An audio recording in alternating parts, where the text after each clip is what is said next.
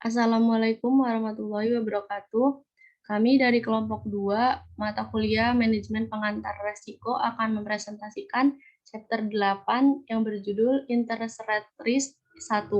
Kelompok 2 terdiri dari Siti Jumiati, Linda Lestari, Rahman Sagema, Siti Atika, dan Amalia Husna. Next. Yang pertama yaitu ada the level and movement of interest rates.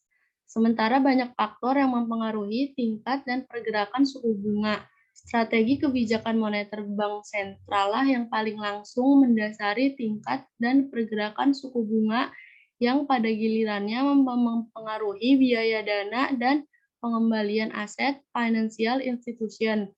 Bank sentral di Amerika Serikat yaitu Federal Reserve atau Fed melalui operasi pasar terbuka harian seperti membeli dan menjual obligasi Treasury dan Treasury bills, the Fed berusaha untuk mempengaruhi jumlah uang beredar, inflasi, dan tingkat suku bunga, khususnya suku bunga jangka pendek. Pada gilirannya, perubahan suku bunga berdampak pada keputusan ekonomi, seperti apakah akan mengkonsumsi atau akan menabung. Selanjutnya, The Fed merasa perlu untuk memperlambat ekonomi. Ia memperketat kebijakan moneter dengan mengambil tindakan yang menaikkan suku bunga. Hasil normalnya adalah penurunan pengeluaran bisnis dan rumah tangga, terutama yang dibiayai dengan kredit atau pinjaman. Selain dampak The Fed terhadap suku bunga melalui strategi kebijakan moneternya, peningkatan tingkat integrasi pasar keuangan selama dekade terakhir juga mempengaruhi suku bunga. Integritas pasar keuangan meningkatkan kecepatan di mana perubahan suku bunga dan volatilitas terkait transmisi akan antar negara membuat kontrol suku bunga Amerika Serikat oleh Federal Reserve lebih sulit dan kurang pasti daripada sebelumnya. Next.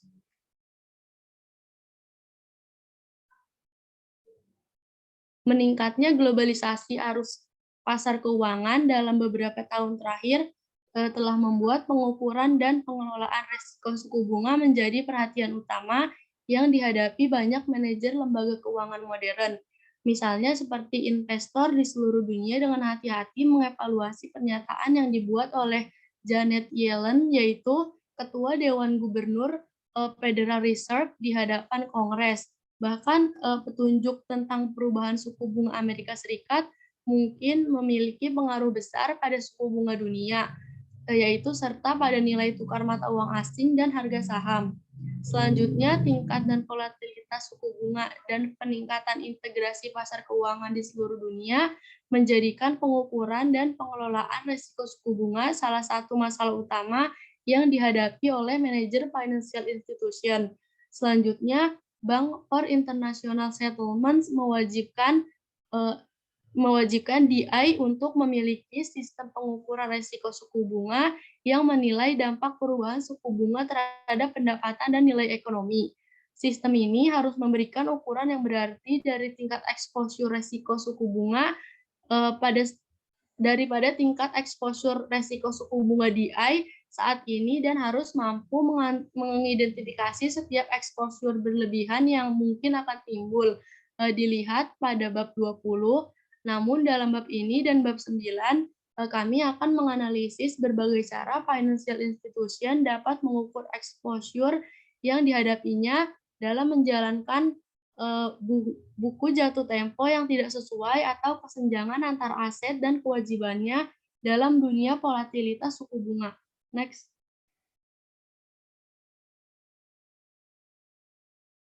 Selanjutnya ada the repricing model. Model repricing atau gap pendanaan merupakan model sederhana yang digunakan oleh lembaga keuangan kecil, sehingga sebagian besar di Amerika Serikat. Model ini pada dasarnya adalah analisis arus kas akuntansi nilai buku dari selisih harga antara pendapatan bunga yang diperoleh dari aset lembaga keuangan dan beban bunga yang dibayarkan atas kewajibannya atau pendapatan bunga bersihnya selama periode waktu tertentu. Hal ini kontras dengan model jatuh tempo dan durasi yang berbasis nilai pasar yang dibahas dalam lampiran 8A pada bab ini dan pada bab 9 yang akan dibahas di chapter selanjutnya. Di bawah ini pendekatan kesenjangan penetapan harga bank komersial melaporkan laporannya setiap 3 bulan sekali. Laporan sensitivitas suku bunga yang menunjukkan kesenjangan penetapan harga untuk aset dan kewajiban dengan berbagai jatuh tempo. Misalnya seperti yang pertama pada 1 hari, yang kedua lebih dari 1 hari sampai 3 bulan, yang ketiga lebih dari 3 bulan sampai 6 bulan, yang keempat lebih dari 6 bulan sampai 12 bulan, yang kelima lebih dari 1 tahun sampai 5 tahun, yang keenam lebih dari 5 tahun. Sebuah bank melaporkan kesenjangan di setiap tanggal jatuh tempo dengan menggunakan sensitivitas tingkat setiap aset atau RSA dan setiap kewajiban atau RSL di neracanya. Sensitivitas tingkat di sini berarti bahwa aset atau liabilitas dinilai kembali pada atau mendekati tingkat suku bunga pasar saat ini dalam jangka waktu tertentu atau jangka waktu jatuh temponya. Next.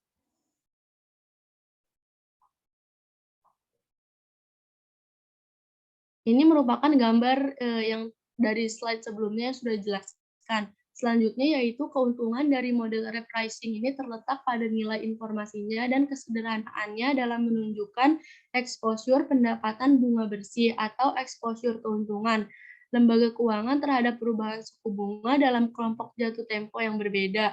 Misalnya financial institution memiliki selisih negatif 10 juta dolar antara aset dan kewajibannya yang dinilai ulang dalam 1 hari atau dalam 1 hari. Dan selanjutnya aset dan kewajiban yang dinilai ulang setiap hari kemungkinan besar merupakan pinjaman antar bank di dana federal atau pasar. Perjanjian pembelian kembali yaitu lihat pada chapter 2.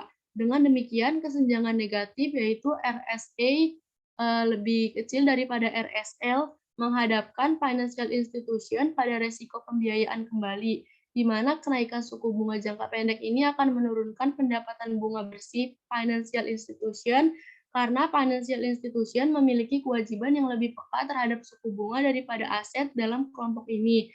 Selanjutnya, resiko refinancing merupakan jenis resiko suku bunga di mana biaya refinancing bisa lebih dari pengembalian yang diperoleh dalam investasi aset. Dengan kata lain, dengan asumsi perubahan suku bunga yang sama pada RSA dan RSL, beban bunga akan meningkat lebih dari pendapatan bunganya. Sebaliknya, jika financial institution memiliki selisih positif 20 juta dolar antara aset dan kewajibannya yang dinilai ulang dalam tempo 6 bulan hingga 12 bulan, maka financial institution memiliki kesenjangan yang positif, yaitu RSA-nya lebih besar daripada RSL untuk periode ini dan terkena resiko reinvestasi. Next. Selanjutnya yaitu rate sensitive asset. Melihat aset pada neraca yang ada di tabel 82, kita melihat aset sensitif tingkat 1 tahun yaitu RSA sebagai berikut. Yang pertama, pinjaman konsumen jangka pendek yaitu sebesar 50 juta dolar ini dinilai ulang pada akhir tahun dan hanya membuat cut off pada 1 tahun. Yang kedua, T-bill selama 3 bulan yaitu pinjaman 30 juta dolar ini dinilai ulang pada saat jatuh tempo atau rollover setiap 3 bulan sekali. Dan yang ketiga, uang kertas 6 bulan yaitu dengan besaran 35 juta dolar ini dinilai ulang pada saat jatuh tempo atau rollover setiap 6 bulan sekali. Selanjutnya yang terakhir yaitu hipotek suku bunga mengambang 30 tahun yaitu dengan pinjaman sebesar 40 juta dolar. Ini adalah merupakan reprise yaitu tingkat hipotek diatur ulang setiap 9 bulan sekali. Dengan demikian, aset jangka panjang ini adalah aset yang sensitif terhadap tingkat dalam konteks model penetapan harga dengan cakrawala penetapan harga 1 tahun. Next.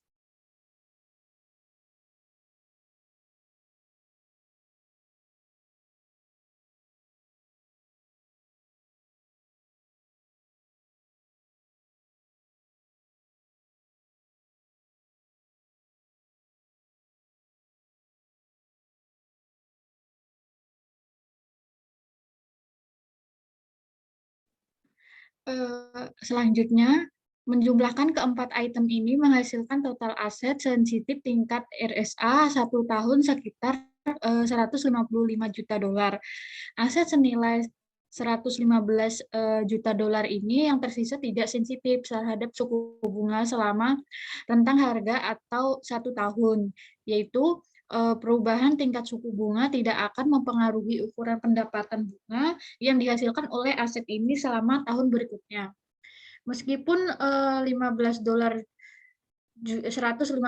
juta dolar dalam bentuk pinjaman konsumen jangka panjang, obligasi treasury 3 tahun dalam hipotek suku bunga tetap 10 tahun menghasilkan pendapatan bunga dan ukuran pendapatan yang dihasilkan tidak akan berubah selama tahun depan. Karena suku bunga aset ini tidak diharapkan untuk merubah, yaitu mereka tetap selama tahun depan. Next.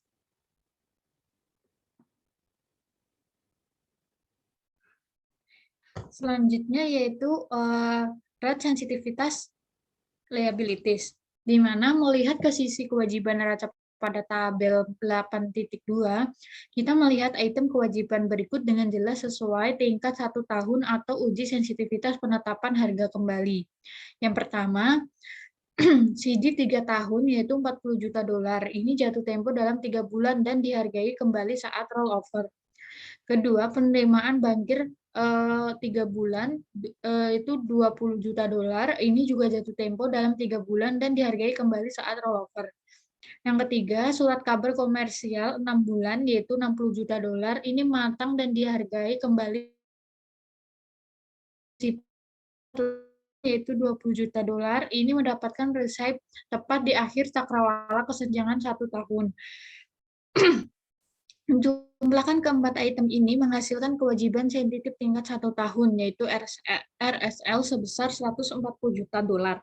Sisanya 130 juta dolar tidak sensitif terhadap tarif selama periode 1 tahun. Modal ekuitas 20 juta dolar dan deposito giro 40 juta dolar. Lihat pembahasan berikutnya. Tidak membayar bunga dan oleh karena itu diklasifikasikan sebagai tidak membayar bunga. Tabungan buku tabungan sebesar 30 juta dolar dilihat pembahasan berikutnya. Dan 40 juta dolar dalam deposito berjangka 2 tahun menghasilkan beban bunga selama 1 tahun. Tetapi tingkat beban bunga yang dihasilkan tidak akan berubah jika tingkat suku bunga secara umum berubah. Jadi, kami mengklasifikasikan item-item ini sebagai kewajiban yang tidak sensitif terhadap suku bunga. Next.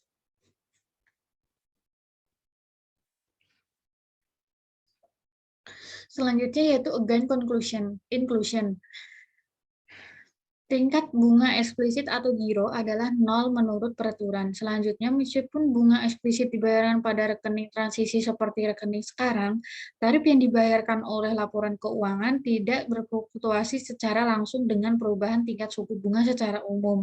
Khususnya ketika tingkat suku bunga secara umum meningkat. Selain itu, banyak giro yang menjadi simpanan inti bagi laporan keuangan yang berarti merupakan sumber dana jangka panjang. Untuk contohnya, yaitu meskipun mereka tidak membayar bunga secara eksplisit, giro membayar bunga eksplisit karena laporan keuangan tidak mengenakan biaya yang sepenuhnya menutupi biaya mereka untuk layanan pemeriksaan. Selanjutnya, jika suku bunga naik, individu menarik atau lari, giro mereka memaksa bank untuk menggantinya dengan dana yang lebih tinggi, berbunga, dan pekat terhadap suku bunga. Hal ini kemungkinan besar terjadi ketika suku bunga pada instrumen alternatif tinggi. Dalam lingkungan seperti itu, biaya peluang untuk menyimpan dana di rekening giro cenderung lebih besar daripada di lingkungan dengan suku bunga rendah.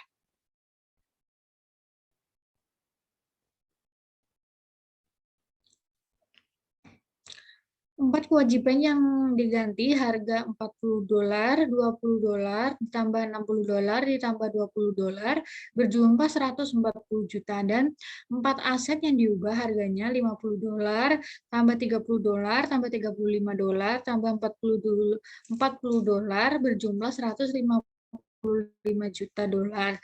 Mengingat hal ini kesenjangan repricing 1 tahun kumulatif CA CGAP untuk bank adalah CGAP itu aset peka suku bunga 1 tahun, dikurangi kewajiban peka suku bunga 1 tahun, yaitu RSA dikurangi RSL. Jadi 150 juta dolar dikurangi 140 juta dolar sama dengan 15 juta dolar. Seringkali laporan keuangan menyatakan sensitivitas suku bunga sebagai presentasi aset yang biasa disebut sebagai rasio kesenjangan. Berikut adalah rumus gap ratio. Mengekspresikan repricing gap dengan cara ini berguna karena memberitahu kita satu itu arah exposure risiko bunga CGAP positif atau negatif. Dan yang kedua, skala exposure tersebut seperti yang ditunjukkan dengan membagi kesenjangan dengan ukuran aset institusi. Dalam contoh kami, FI itu memiliki 5,6% lebih banyak RSA daripada RSL dalam wadah 1 tahun lebih dan kurang sebagai presentasi dari total aset. Versi gap ratio ini digunakan oleh regulator untuk mengukur risiko suku bunga. Next. Lalu untuk tabel titik 8.3 yaitu menunjukkan laporan sensitivitas suku bunga untuk Security Federal Corporation yang berkantor pusat di Aiken, California Selatan untuk tahun 2014. Dalam laporan ini, Security Federal melaporkan senjangan penetapan harga untuk periode mulai dari 3 tahun hingga 10 tahun. Kotak perspektif industri menunjukkan beberapa masalah yang dipertimbangkan Wells Fargo dalam mengevaluasi risiko suku bunganya. Pilihan jangka waktu yang digunakan untuk mengukur risiko suku bunga sangat penting untuk mengelola risiko ini. Periode repricing terlalu lama mencakup banyak sekuritas yang dinilai ulang pada waktu yang berbeda dalam periode repricing. Artinya ini melebih-lebihkan sensitivitas tingkat rencana dan pemberian FI terkena risiko tingkat bunga.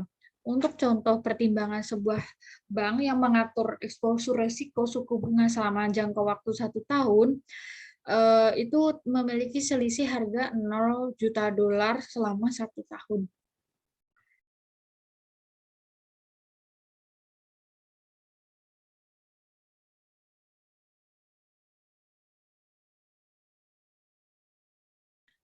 Namun, jika bank memiliki RSA 50 juta dolar lebih banyak daripada RSA yang dinilai ulang dalam 6 bulan pertama tahun ini, dan kewajiban 50 juta dolar lebih banyak daripada aset yang dinilai ulang selama 6 bulan terakhir, bank akan terkena perubahan suku bunga yang terjadi dalam tahun. Dalam analisis gap, bank akan menunjukkan gap repricing 0 untuk tahun tersebut. 50 dikurang 50 sama dengan 0. Tetapi aset dan kewajiban bank tidak sesuai dalam ember, dan oleh karena itu bank terkena resiko suku bunga. Jelas semakin pendek rentang di mana celah ember dihitung, semakin kecil masalah ini. Sebaliknya, periode penilaian ulang yang terlalu pendek menghilangkan pertimbangan exposure, risiko suku bunga aset, dan liabilitas yang dinilai kembali dalam periode segera setelah akhir periode penetapan harga. Artinya, itu mengecilkan sensitivitas tingkat neraca. Equal change in rate on RSA and RSL. CGAP memberikan ukuran sensitivitas suku bunga LK. Tabel 84 menyoroti hubungan antara CGAP dan perubahan NII ketika perubahan suku bunga untuk RSA sama dengan perubahan suku bunga untuk RSL. Misalnya, ketika CGAP positif atau FI memiliki lebih banyak RSA daripada RSL, NII akan naik ketika suku bunga naik baris 1 tabel 84 karena pendapatan bunga meningkat lebih besar daripada beban bunga. Ini untuk tabel 84 impact of CGAP. Jadi di sini untuk CGAP-nya lebih besar daripada 0, maka perubahan pada tingkat suku bunganya naik dan perubahan untuk pendapatan bunganya juga naik. Lalu untuk perubahan pada beban bunga dan juga perubahan pada NII-nya juga naik. Dan di sini juga untuk baris yang kedua, perubahan pada suku bunga, terus lalu perubahan pada perubahan pada pendapatan bunga, perubahan pada beban bunga, dan juga perubahan NII turun. Lalu di sini untuk CAGP-nya lebih kecil daripada 0, untuk perubahan pada tingkat bunga, perubahan pada pendapatan bunga itu naik, dan juga perubahan pada beban bunga dan juga NII naik, sedangkan perubahan pada NII turun. Lalu untuk baris yang keempat itu perubahan pada tingkat bunganya itu turun, lalu perubahan pada pendapatan bunga juga turun, perubahan pada beban bunga juga turun, sedangkan perubahan pada NII itu naik. Jelas dari persamaan ini bahwa semakin besar nilai absolut CGAP, semakin besar perubahan yang diharapkan pada NII, yaitu semakin besar kenaikan atau penurunan pendapatan bunga financial institution relatif terhadap beban bunga. Secara umum, ketika CGAP positif, perubahan NII berhubungan positif dengan perubahan suku bunga. Dengan demikian, financial institution ingin CGAP-nya positif ketika suku bunga diperkirakan akan naik. Sebaliknya, ketika CGAP negatif, jika suku bunga naik dengan jumlah yang sama untuk RSA dan RSL, di baris ketiga, tabel 84, itu NII akan turun karena FI memiliki lebih banyak RSL daripada RSA-nya. Jika suku bunga turun sama untuk RSA dan RSL, baris 4, tabel 84, NII akan meningkat ketika CGAP-nya negatif. Ketika suku bunga turun, beban bunga berkurang lebih dari pendapatan umum. Ketika CGAP-nya negatif, perubahan NII berhubungan negatif dengan perubahan suku bunga. Dengan demikian, FI ingin CGAP-nya negatif ketika suku bunga diperkirakan turun. Kami menyebut hubungan ini sebagai efek CGAP.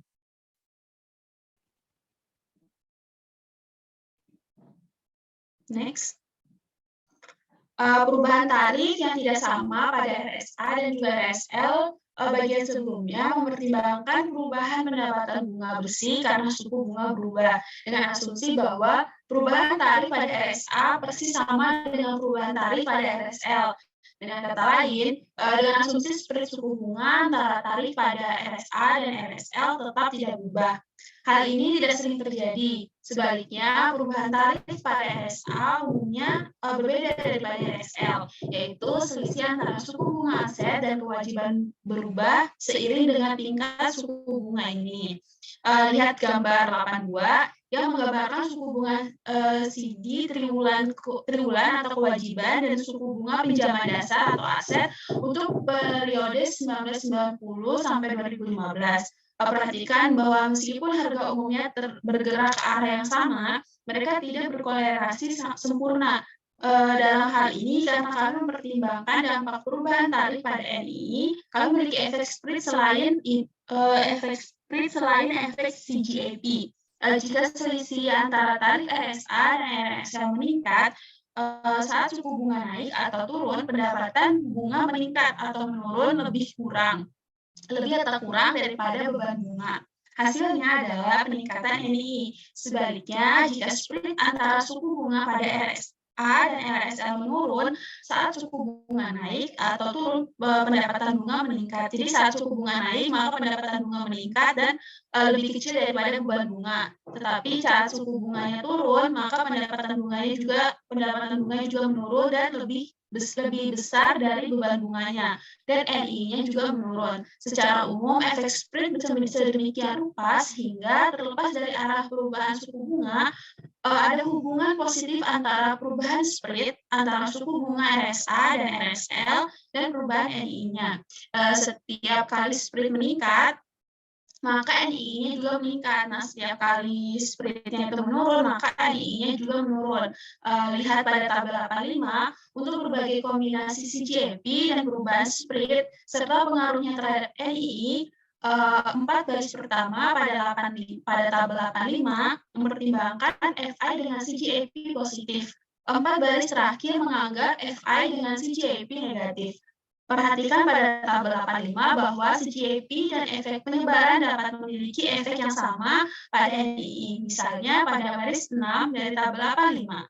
Jika CJP negatif dan suku bunga meningkat, efek CJP mengatakan NII akan turun.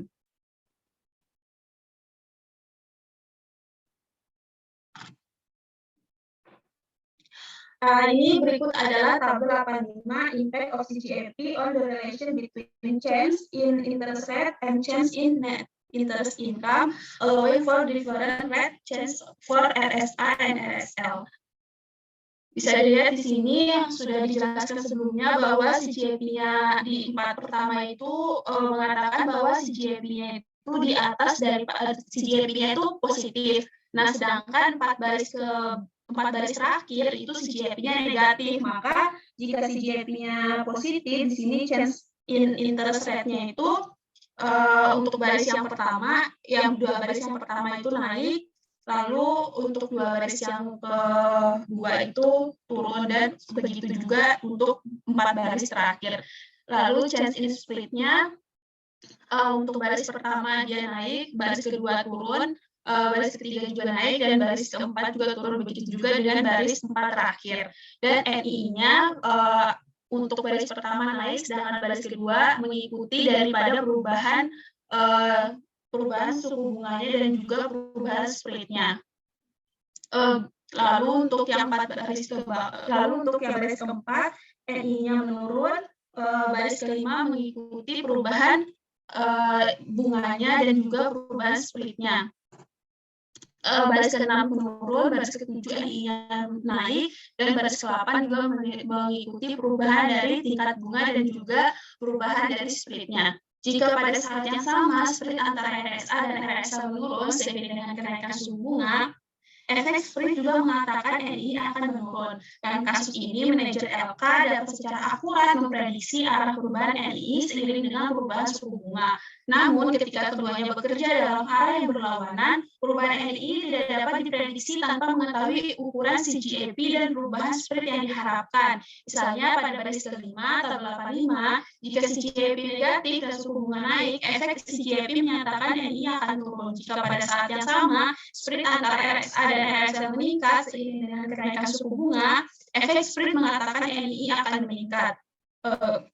Beberapa LK menerima exposure suku bunga yang cukup besar dibandingkan dengan ukuran aset mereka. Misalnya, selisih harga 1 tahun terhadap total rasio aset penghasil bunga dari Financial Security Federal Corporation adalah 22,4% pada akhir tahun 2014, dan selisih 1 tahun terhadap total rasio aset penghasil bunga adalah 5,9%, yaitu telah lebih banyak RSA daripada RSL. Jika suku bunga naik pada tahun 2015, Security Federal Corporation didirikan untuk melihat pendapatan bunga bersih meningkat karena penetapan ulang sejumlah besar RSA relatif terhadap RSL pada tingkat yang lebih tinggi. Dan demikian, manajemen Security Federal mengatur neracanya dengan ekspektasi kenaikan suku bunga selama 5 tahun. Sebaliknya, next.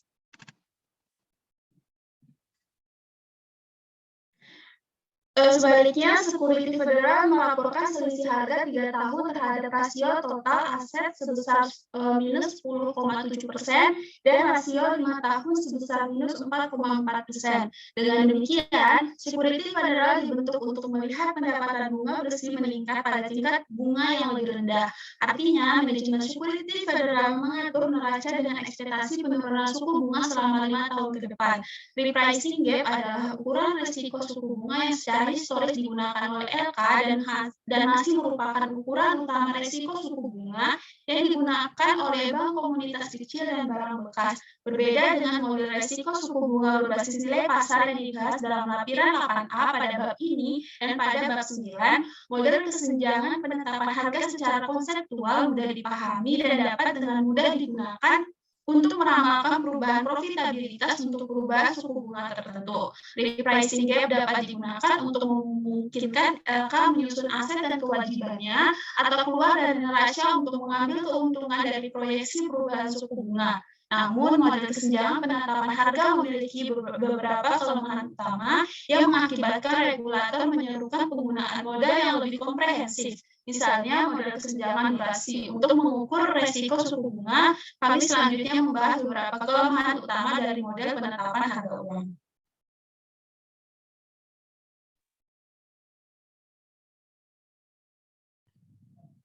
Selanjutnya, example 8.1 mengenai impact of rate change on net interest income, di mana CGAP-nya itu positif. Jadi di sini tuh interest rate-nya itu 1% antara RSA dan RSL-nya. Terus untuk rumusnya itu net interest income-nya itu RSA dikali delta R dikurang RSL dikali delta R. Itu sama dengan CGAP dikali delta R. Yang mana 155 juta dolar dikali 1% atau 0,01 dikurang dengan 140 juta dolar dikali 1% atau 0,01. Hasilnya itu 15 juta dolar dikali 0,01. Hasilnya itu sebesar 150.000 dolar. Lalu untuk equal RSA dan RSL-nya itu kalau misalkan di mana tuh CGAP-nya itu positif dan rate-nya itu menurun, maka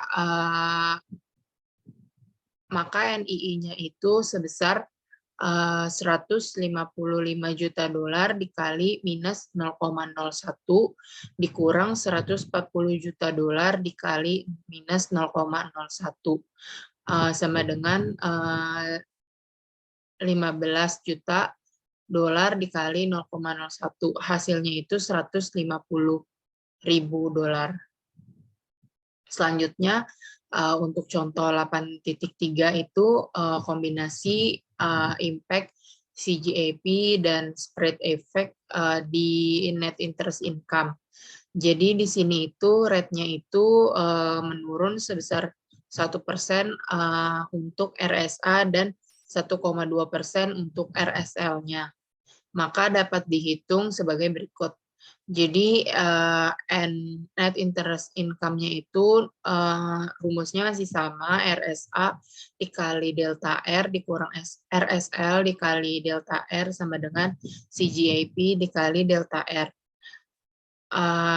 Jadi di sini tuh 155 juta dolar dikali minus 0,01 dikurang 140 juta dolar dikali minus 0,012 atau 1,2%, sama dengan minus 1,55 juta dolar dikurang minus 1,68 juta dolar. Hasilnya itu 0,13 juta dolar atau 130.000. Jadi di sini tuh efeknya itu RSA-nya itu lebih besar, namun tuh dia tuh menghasilkan negatif dari net interest income-nya. Selanjutnya weakness of the repricing model. Terlepas dari kenyataan bahwa model resiko suku bunga ini digunakan oleh sebagian besar lembaga penyimpanan di Amerika Serikat, model repricing memiliki 4 kekurangan utama. Yang pertama itu mengabaikan efek nilai pasar dari perubahan suku bunga. Yang kedua itu ada over agregatif. Yang ketiga itu ada gagal untuk menangani masalah aset dan kewajiban yang tidak sensitif terhadap tarif dan pembayaran di muka. Dan yang keempat itu atau yang terakhir itu mengabaikan arus kas dari aktivitas off balance sheet pada bagian ini. Kita membahas masing-masing kelemahan ini secara lebih rinci sebagai berikut. Jadi yang pertama itu ada market value effect. Jadi seperti yang telah dibahas dalam tujuan risiko Financial Institution pada bab 7, perubahan suku bunga memiliki efek nilai pasar selain efek pendapatan pada nilai aset dan kewajiban. Artinya nilai sekarang dari arus kas atau aset dan kewajiban berubah. Di samping bunga langsung yang diterima atau dibayarkan karena suku bunganya itu berubah. Faktanya nilai sekarang dan jika relevan harga pasar itu dari hampir semua aset dan kewajiban pada neraca financial institution itu berubah seiring dengan perubahan suku bunganya. Model penetapan harga ini mengabaikan efek nilai pasar secara implisit mengasumsikan pendekatan akuntansi nilai buku. Dengan demikian, repricing gap hanya merupakan ukuran parsial dan eksposur risiko suku bunga sebenarnya dari financial institution-nya. Saat kami membahas ukuran risiko suku bunga berbasis nilai pasar dalam lampiran 8A dan bab 9 itu, kami menyoroti dampak mengabaikan efek nilai pasar terhadap kemampuan untuk secara akurat mengukur keseluruhan risiko suku bunga di financial institution-nya. Selanjutnya ada over aggregation. Jadi masalah mendefinisikan ember pada rentang jatuh tempo itu mengabaikan informasi mengenai distribusi aset dan kewajiban dalam ember tersebut. Misalnya nilai dolar RSA dan RSL dalam rentang waktu jatuh tempo manapun mungkin sama. Namun rata-rata liabilitas dapat dinilai ulang menjelang akhir rentang ember sementara aset dapat dinilai ulang di awal. Dalam hal ini perubahan suku bunga akan berdampak pada arus kas aset dan liabilitas yang tidak akan diukur secara akurat. Dengan pendekatan repricing gap, maka lihat contoh sederhana untuk 3 bulan hingga 6 bulan pada gambar 8.3. Perhatikan bahwa 50 juta dolar itu tuh lebih banyak RSA daripada RSL diberi harga ulang antara bulan 3 dan 4. Sementara 50 juta lebih banyak RSL daripada RSA di reprice antara bulan 5 dan 4. Lembaga keuangan dalam laporan sensitivitas suku bunganya akan menunjukkan kesenjangan penetapan harga nol untuk 3 bulan ke ember 6 bulan, maka dapat dihasilkan plus 50 ditambah minus 50, yang menghasilkan 0. Tetapi seperti yang dapat dilihat dengan mudah, aset dan kewajiban lembaga keuangannya itu tidak cocok di dalam ember tersebut. Jelas semakin pendek rentang di mana celah ember itu dihitung, semakin kecil masalah yang dihadapi.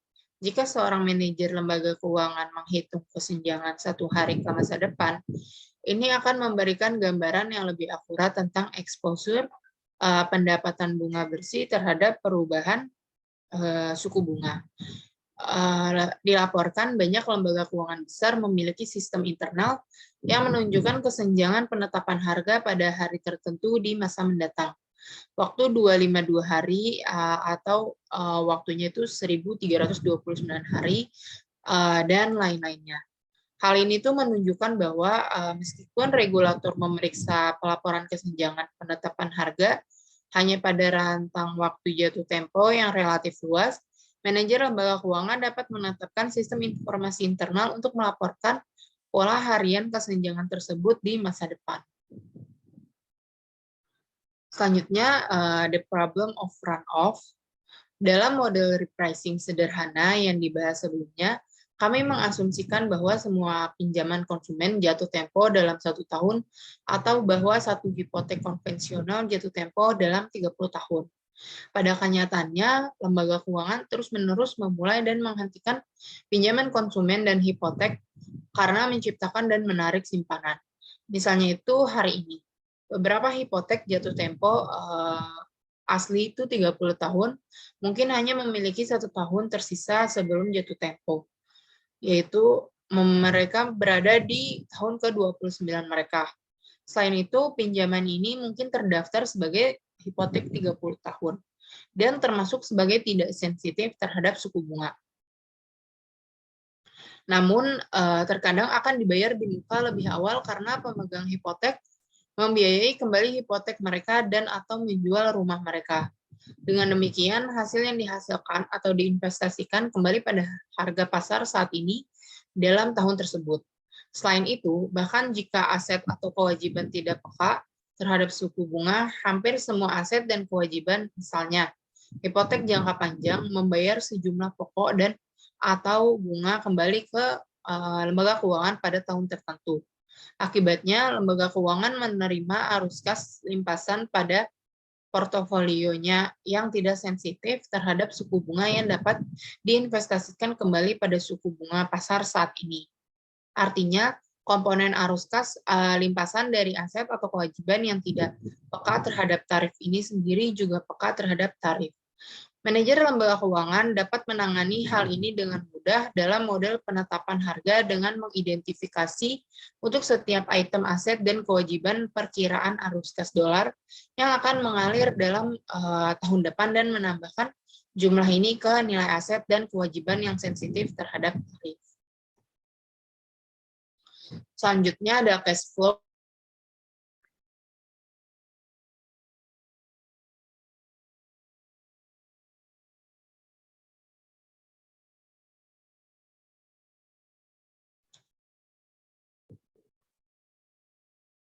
Selanjutnya, cash flows from off-balance sheet activities. RSA dan RSL yang digunakan dalam model repricing umumnya hanya mencakup aset dan kewajiban yang tercantum di neraca. Perubahan suku bunga akan mempengaruhi arus kas pada banyak instrumen off-balance sheet juga. Misalnya, lembaga keuangan mungkin telah melakukan lindung nilai atas risiko suku bunga dengan kontrak berjangka suku bunga. Saat suku bunga berubah, kontrak berjangka ini sebagai bagian dari proses penandaan ke pasar menghasilkan arus kas harian, baik positif atau negatif, untuk lembaga keuangan yang dapat mengimbangi exposure kesenjangan neraca. Arus kas yang saling mengimbangi ini dari kontrak berjangka diabaikan oleh model penetapan harga sederhana dan harus dan dapat dimasukkan ke dalam model.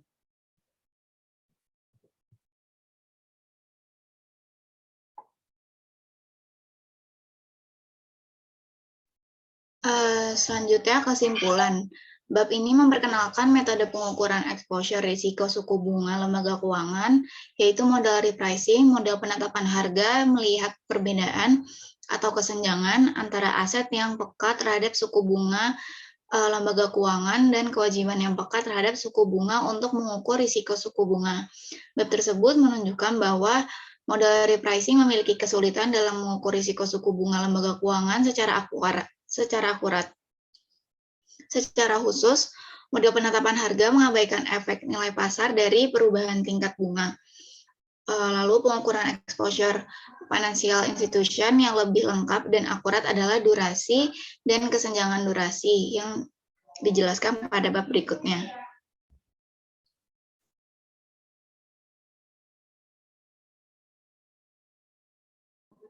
Selanjutnya ada soal nomor 9, yaitu mengenai consider the untuk pertanyaannya itu consider the following balance sheet for MMC Bancroft in $1 million. Untuk asetnya, untuk totalnya itu ada $337,50 dan untuk liabilities and equity-nya totalnya itu ada $33,50.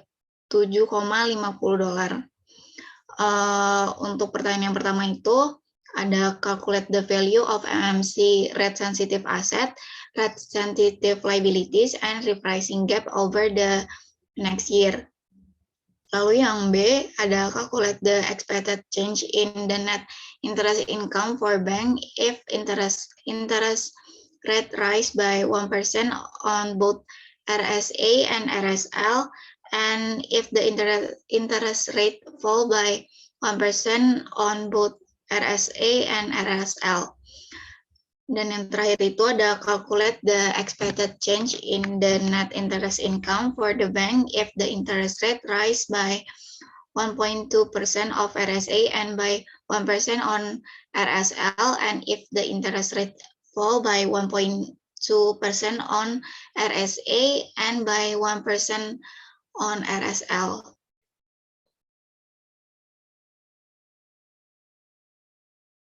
Lalu untuk jawabannya yang pertama itu untuk rate sensitive asset itu ada short term consumer loan yaitu sebesar 62,50 million dollar. Yang kedua ada 3 monthly bills sebesar 37,5 million dollar. Yang ketiga ada 6 monthly note 43,75 million dollar. Dan yang terakhir itu ada 30-year floating rate mortgage sebesar 50 million dollar. Jadi untuk RSA-nya itu 62,50 ditambah 37,50 ditambah 43,75 ditambah 50 dengan totalnya itu sebesar 193,75 million dollar. Untuk rate sensitive liabilities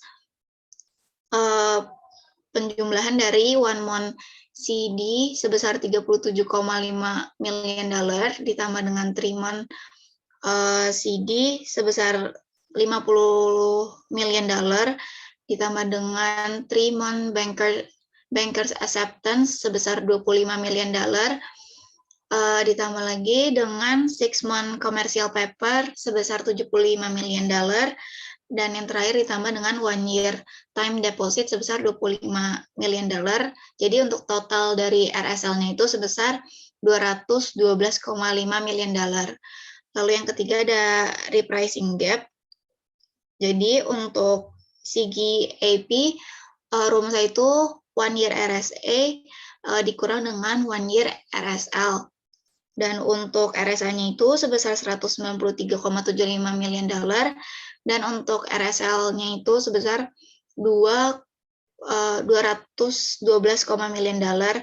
Jadi totalnya itu untuk CGAP-nya sebesar minus 18,75 million dollar. Lalu untuk jawaban yang B, yang pertama, kondisi pertama itu apabila interest rate-nya mengalami kenaikan 1%. Jadi untuk NII-nya itu sama dengan CGAP. Lalu untuk delta R-nya itu berarti CGAP dikali dengan kenaikannya. Jadi min 18,75 million dollar dikali dengan 0,01, jadi totalnya itu sebesar 187,500 dolar.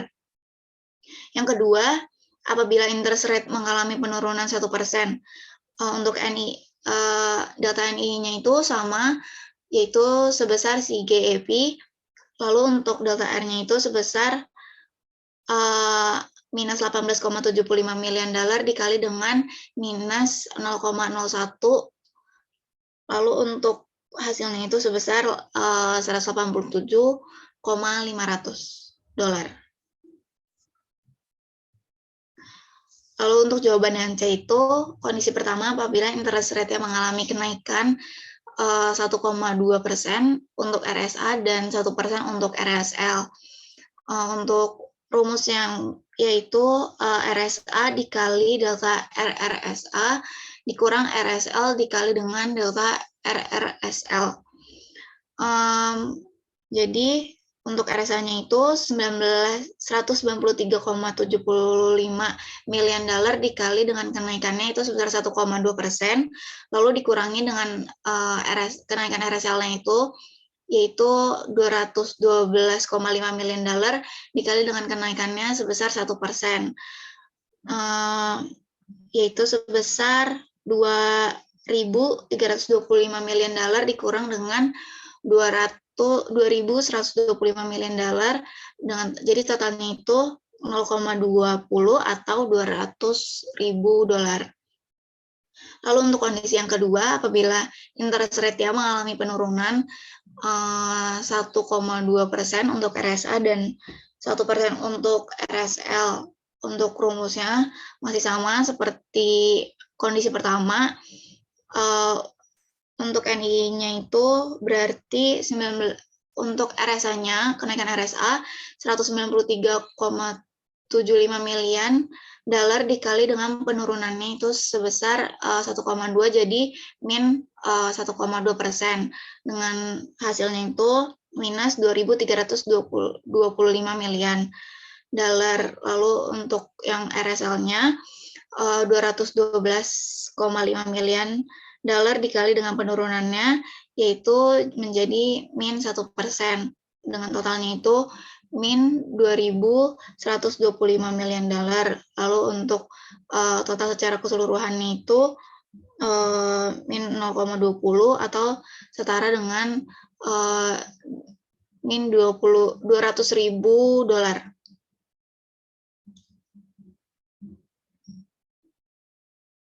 Lalu selanjutnya soal yang kedua mengenai maturity gap. Soal ini nomor 24, di mana Country Bank has the following market value balance sheet in million all interest at manual rate and all securities are selling at par equal to book value. Untuk asetnya itu ada cash sebesar $20, lalu 50 years commercial loan at 10% interest balloon payment sebesar $160, lalu 30-year mortgage at 8% interest balloon payment sebesar $300, dengan jadi total asetnya itu sebesar $480. Untuk liabilities and equity-nya ada demand deposit sebesar $100.000, 5-year CD at 6% interest balloon payment sebesar $210, 20-year debentures at 7% interest balloon payment sebesar $120, dan equity-nya itu sebesar $50. Jadi total liabilities and equity-nya $480. Untuk pertanyaan yang pertama itu, what is the maturity gap for County Bank? Yang B, what will be the maturity gap if the interest rate on all asset and liabilities increase 1%? Dan yang terakhir itu ada, what will happen to the market value of the equity?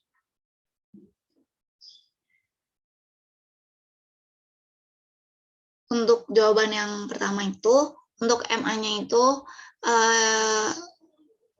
hasil dari 0 dikali dengan 20, lalu ditambah dengan 15 dikali 160, lalu ditambah dengan 30 dikali dengan 300. Lalu hasilnya nanti dibagi dengan 480, dengan hasil akhirnya itu 23,75 tahun.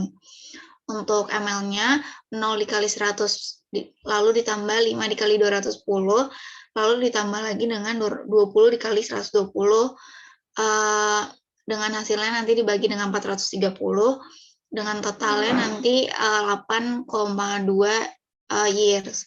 Jadi untuk MGAP-nya adalah pengurangan dari MA dan ML, yaitu sebesar 23,75 dikurang dengan 8,02. Jadi untuk MGAP-nya sebesar selama 15,73 year. Untuk pertanyaan yang B, jika suku bunga naik 1%, nilai dan rata-rata jatuh tempo aset menjadi untuk di mana cash-nya itu kan $20. Lalu untuk commercial loan-nya itu $16 dikali dengan persen value PVIFA dengan lamanya itu 15 tahun dan interestnya sebesar 11%. Jadi untuk commercial loan-nya itu sebesar $148,49. Lalu untuk mortgage-nya 2.201,2094 dikali dengan PVIFA dengan tahunnya itu selama 360 dan interestnya sebesar 9%. Jadi totalnya 273.581. Lalu untuk MA-nya itu penjumlahan dari 0 dikali 20 ditambah dengan 148,49 dikali 15, lalu ditambah dengan 273 273.581 dikali 30. Lalu nanti dibagi dengan 20 ditambah dengan commercial loan-nya itu sebesar 148,49 dan ditambah dengan mortgage-nya itu sebesar 273.581. Jadi untuk EMA-nya sebesar 23,60 year.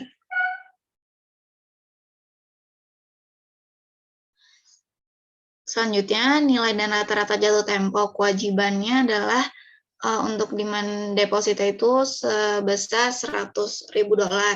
Jadi untuk CD-nya itu sebesar 12,60 dikali dengan PVIFA dengan total tahunnya itu 5 tahun dan interestnya 7%. Lalu ditambah lagi dengan hasil dari PVIF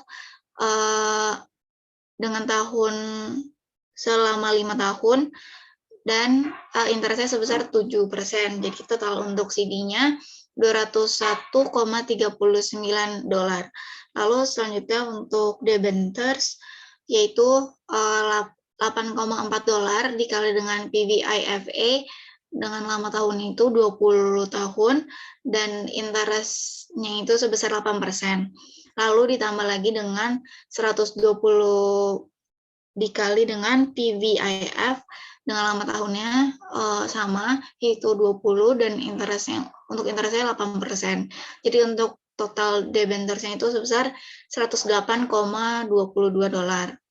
Untuk ML-nya itu 0 dikali 100 ditambah dengan 5 dikali 201,38 lalu ditambah dengan 20 dikali 108,22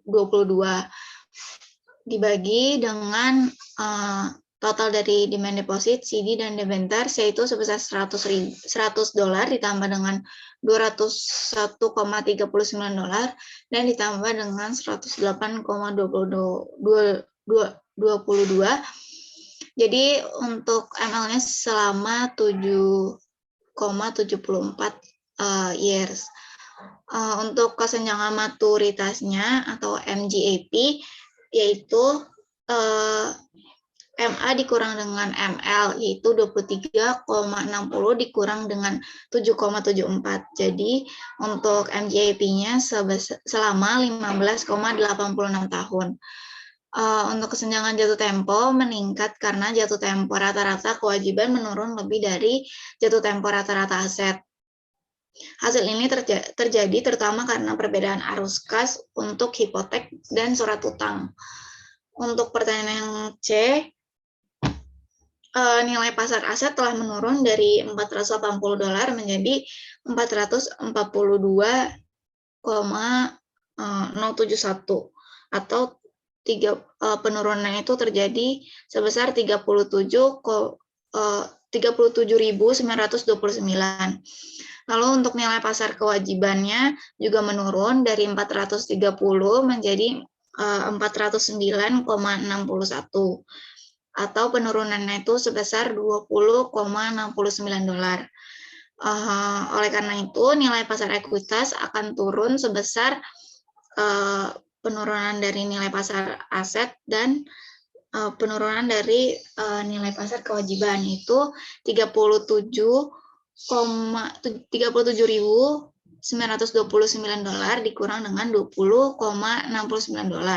Jadi untuk penurunan itu sebesar 17.239 atau setara dengan 34,48%.